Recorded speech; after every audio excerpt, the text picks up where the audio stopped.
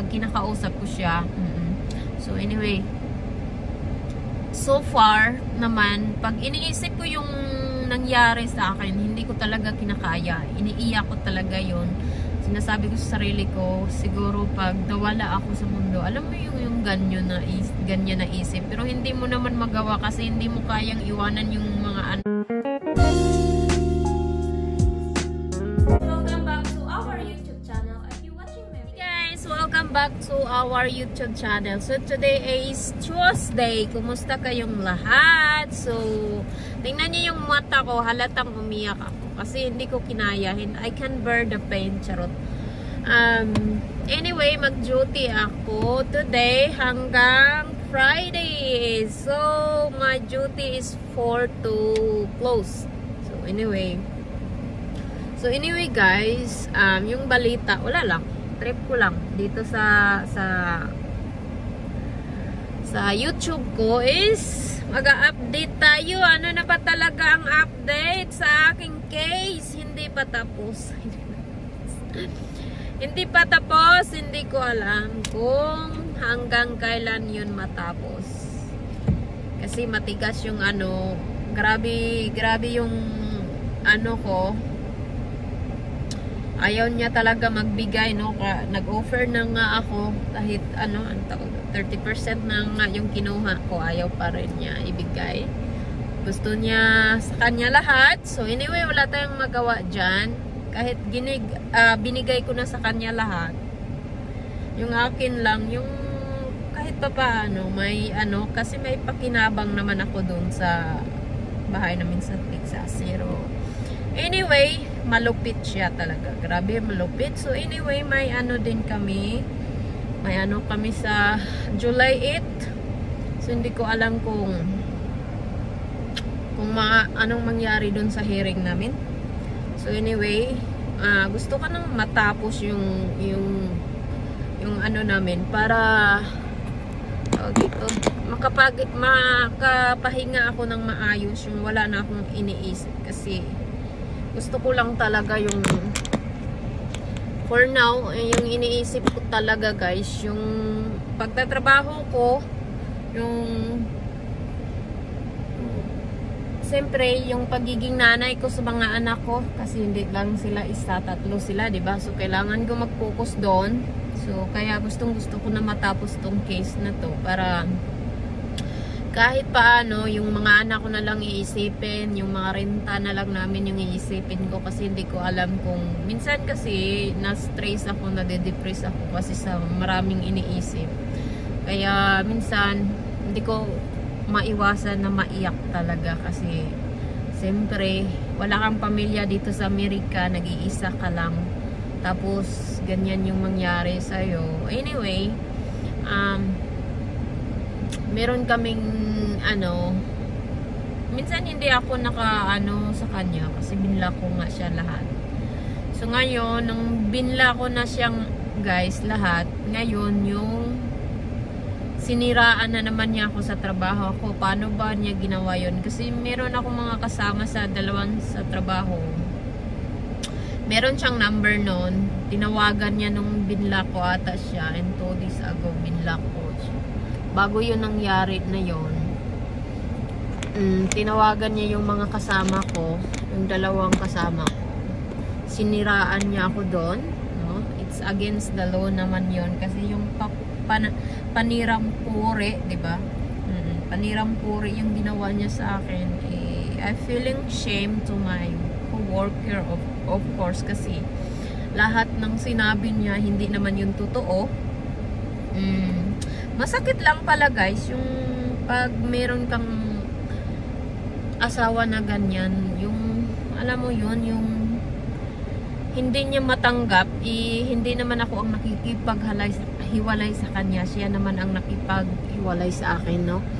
So yun, siniraan niya ako doon sa kasamahan ko, biniligtad niya lahat. Tulad ng ginawa niya sa ano, yung sa statement ng petition ng divorce namin, ganun yung ginawa niya din, yung mga kasinungalingan yung sinabi niya doon sa kasinungalingan yung sinabi niya doon sa divorce na ginawa niya. Binaliktad niya lahat-lahat, no? Anyway, sariling ano niya yon, sariling gawa niya yon. Anyway, hindi din ako nagtataka guys, kasi siyempre pang tatlong bisis na siya nagdi-divorce, no? Pang-tatlong bisis ako. So hindi ako nagtataka doon. So yung hindi ko lang matanggap, ni-refuse niya yung offer ko. So hindi daw, ayaw niya tanggapin yon, ni-refuse niya. Binigay ko na nga yung sa kanya lahat, ayaw pa rin niya. Hindi ko alam kung ano talagang gusto niya. Anyway, yung parenting time namin, hindi siya agree o hindi niya din maibigay kasi totally hindi naman talaga niya kayang alagaan yung mga bata. Kahit nung simulang nag-separate kami ng tirahan guys, minsan hindi talaga siya nagbibigay ng pera sa akin, kahit piso, wala talaga siya nagbibigay. Kaya tudo ako kayod, no? Sa awa ng Diyos, nakakaraos din kami ng mga bata. So about doon sa paninira niya sa trabaho ko, siniraan niya talaga ako. Yun, kukunin ko pa yung ebidensya doon, yung mga chat niya doon sa kasamahan ko, kasi ibigay naman nila sa akin. Kailangan kong gamitin yun para lumayo siya sa akin. Kasi hindi kasi maganda yung papanira ng puri mo. Meron kaming pinagsasamahan ni minsan, kahit nagkaganito kami, hindi ko siya sinisiraan dun sa mga kasamahan ko. Kasi hindi ko yung gawain, pero siya yung alam mo yun, yung tipo na may edad na nga siya, may edad siya. Oo, isipin natin malaki yung utang na loob ko kasi dinala niya ako dito. Pero yung paninira ng puri, yung iniisip niya na binibilang niya kung ano yung nagawa niya sa pamilya ko, yun yung masakit sa akin. Kaya parang umiyak din ako kanina kasi siyempre may sinabi sa akin yung lawyer at yung nalaman ko din yung about doon. Kasi sinabi ng kasamahan ko na ganun yung pinagsasabi niya, binasa ko lahat ng conversation niya, sinabi niya kung ano-ano yung paninira niya sa akin doon. So anyway, yun na talaga, ganun talaga siya, malupit siya, tao siya. Minsan naiisip ko talaga guys, kasi nga may edad na siya, di ba?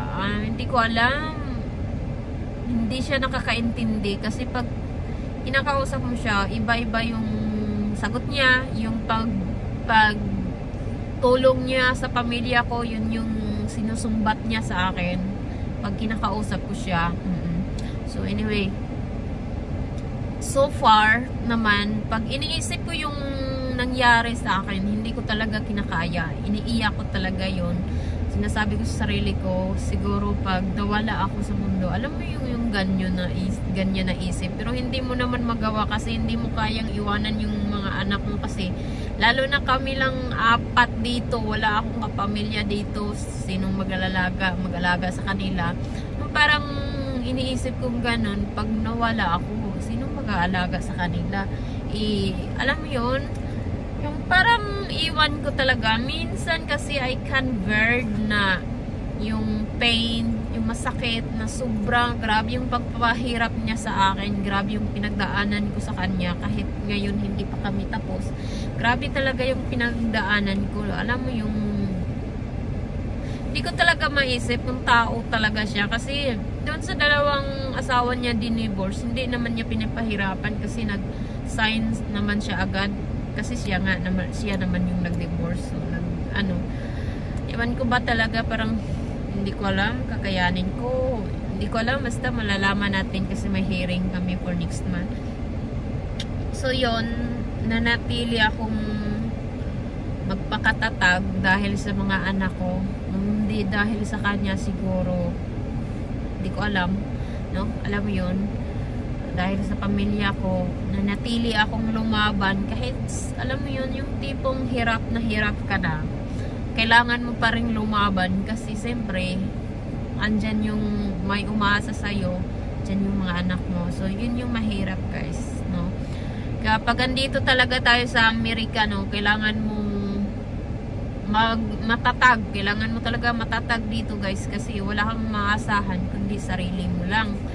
And unlike in Philippines na kahit anong mangyari, may pamilya kang matatakbuhan, eh dito wala talaga. Kahit meron ka sigurong kaibigan, pero hindi mo naman yun matatakbuhan, kasi siyempre magkanya-kanyang buhay, nasa Amerika tayo, di ba? So ayun, mahirap yung buhay, kaya pipilitin nating lumaban kahit anong mangyari, kasi alam mo yun yung sabi nila, life is too short, kailangan nating maging masaya habang buhay pa. So anyway guys, papasok na ako sa trabaho ko, at saka dito na din yung nagtatapos yung vlog natin. I-update ko na lang kayo guys kung anong mangyari, no? Kasi minsan kasi tinatamad akong mag-vlog kasi sa daming drama ng buhay ko, alam mo yun, yung kaartihan. So anyway, hindi ko alam. So thank you guys for watching my video. Like and subscribe. Bye for now.